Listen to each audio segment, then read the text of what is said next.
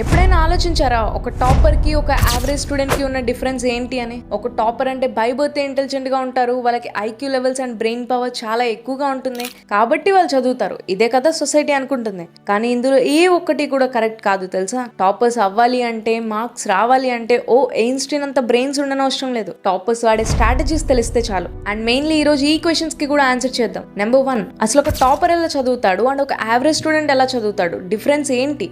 Number 2, అక్క నేను అసలు ఫోకస్ చేయలేకపోతున్నా, ఒక 10 minutes చదవగానే డిస్ట్రాక్ట్ అయిపోయి ఇన్స్టా చూస్తున్నా, నా వల్ల అవ్వట్లేదు. అండ్ ఈ డిస్ట్రాక్షన్స్ టాపర్స్ కి కూడా ఉంటాయి, కానీ వాళ్ళు దాన్ని మేనేజ్ చేయడానికి ఒక స్ట్రాటజీ వాడతారు. అండ్ అది కూడా చూద్దాం. నెంబర్ 3, టాపర్స్ తక్కువ సేపు చదివి కూడా ఎక్కువ మార్క్స్ ఎలా తెచ్చుకుంటారు, ఈ ప్రతి క్వశ్చన్ కి యూజ్ చేసే ట్రిక్స్ అండ్ టాప్ 6 స్ట్రాటజీస్ నేను ఈ వీడియోలో చెప్తాను. 5th and 6th స్ట్రాటజీస్ అయినా అకాడమిక్స్ లో చాలా చేంజెస్ తెచ్చాయి అండ్ ఇప్పటికీ నేను వాటిని ఫాలో అవుతాను. సో ఎక్కడ స్కిప్ చేయకుండా జాగ్రత్తగా విను, మేబీ నువ్వే నెక్స్ట్ టాపర్ అవ్వచ్చేమో.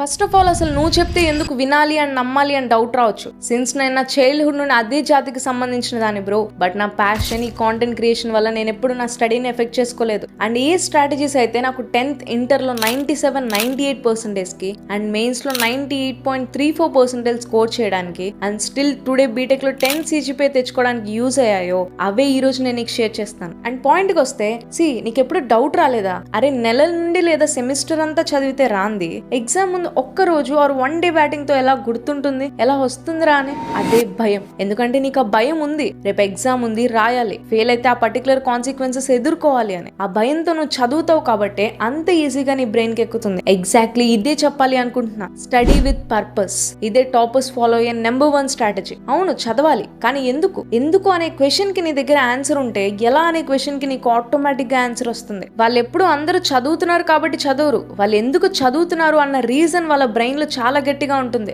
మేబీ ఎగ్జామ్ కోసమా, లేదా అది నీ కెరీర్ బిల్డ్ చేసుకోవడానికా, లేక నాలెడ్జ్ కోసమా, దేనికోసం ముందు అక్కడ క్లియర్ గా ఉండు. కానీ ఒక యావరేజ్ స్టూడెంట్ ఎప్పుడు తన పర్పస్ గురించి ఆలోచించాడు. అందరూ చదువుతున్నారు కాబట్టి నేను చదువుతున్నా అన్న ట్రాన్స్ లో చదువుతాడు.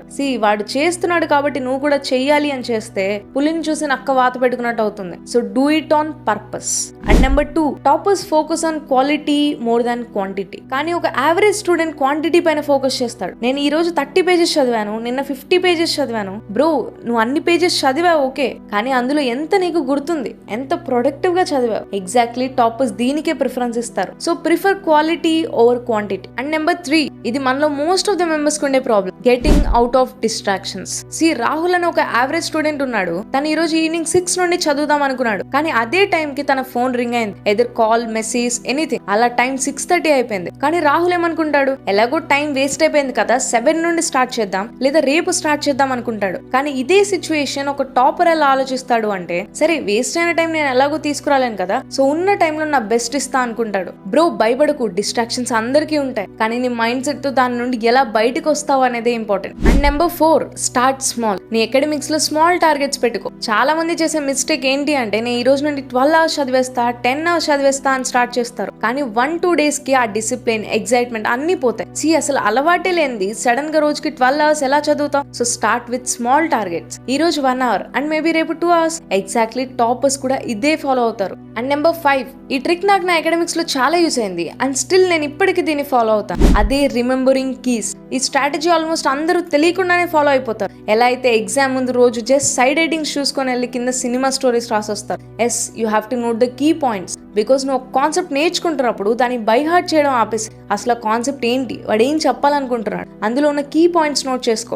ఇంకా బాగా అర్థం అవ్వడానికి నీకు ఒక ఎగ్జాంపుల్ చెప్తా చూడు. నువ్వు ఒక యూనిట్ చదవాలి, కానీ ఆ 30 pages ఉంది. ఆ యూనిట్ నువ్వు రివైజ్ చేయాల్సిన ప్రతిసారి ఆ 30 pages చదవలేవు కదా. సో నువ్వు ఒక్కసారి చదువు, కానీ ఆ ఒక్కసారి చాలా క్లియర్ అండ్ కాన్సన్ట్రేటెడ్ గా చదివి అందులో ఉన్న దాన్ని ఫిల్టర్ చేసుకొని key points and concepts note చేసుకో. అండ్ అదే చాప్టర్ నువ్వు మళ్ళీ చదవాలి అంటే నువ్వు రాసిన నోట్స్ ఒక్కసారి రివైజ్ చేసుకుంటే సరిపోతుంది. And this gonna be the best trick. And last but not least, అక్క అని అడుగుతారు కదా. సో నా సైడ్ నుండి స్ట్రాటజీ కాకపోవచ్చు, but as a well wisher ఇది నేను నీకు ఇస్తున్న ఒక అడ్వైస్. రమ్య అని ఒక అమ్మాయి ఉంది, తను ఎప్పుడు తన క్లాస్ లో టాప్ వస్తుంది అండ్ టీచర్స్ అందరూ అప్రిషియేట్ చేస్తున్నారు. అప్పుడు తనకి బిల్డ్ అయ్యేది సెల్ఫ్ కాన్ఫిడెన్స్. కానీ రోహిత్ అని ఒక అబ్బాయి ఉన్నాడు, తను ఎప్పుడు తన అకాడమిక్స్ లో తక్కువ మార్క్స్ స్కోర్ చేస్తూ ఉంటాడు. తనకి అందరూ తనని తిడుతూ తక్కువ చేసి చూస్తారు. తనలో బిల్డ్ అయ్యేది సెల్ఫ్ డౌట్. డియర్, నీలో ఉన్న సెల్ఫ్ డౌట్ ని సెల్ఫ్ కాన్ఫిడెన్స్ తో రీప్లేస్ చేయి. యాజ్ అ టాపర్ నేను చెప్తున్నాను, ట్రస్ట్ మీ, టాపర్స్ కి సపరేట్ క్వాలిటీస్ అండ్ పవర్స్ ఏం ఉండవు. నువ్వెందుకు చేయలేవు? ఇద్దరికి same teacher, same class, same notebook. First నీకు నువ్వు ఆ కాన్ఫిడెన్స్ బిల్డ్ చేసుకో. యూ కెన్ డూ ఇట్ అని. ఓకే, ఇది నువ్వు యాక్సెప్ట్ చేస్తే కింద ఎస్ అని కామెంట్ చేయి. అండ్ సేమ్ నీలా బిహేవ్ చేసి టాపర్ గా చూడాలి అనుకుంటున్న నీ ఫ్రెండ్ కి డెఫినెట్లీ ఈ వీడియో షేర్ చేయి. అంటిల్ దెన్, సైనింగ్ ఆఫ్, సాత్విక.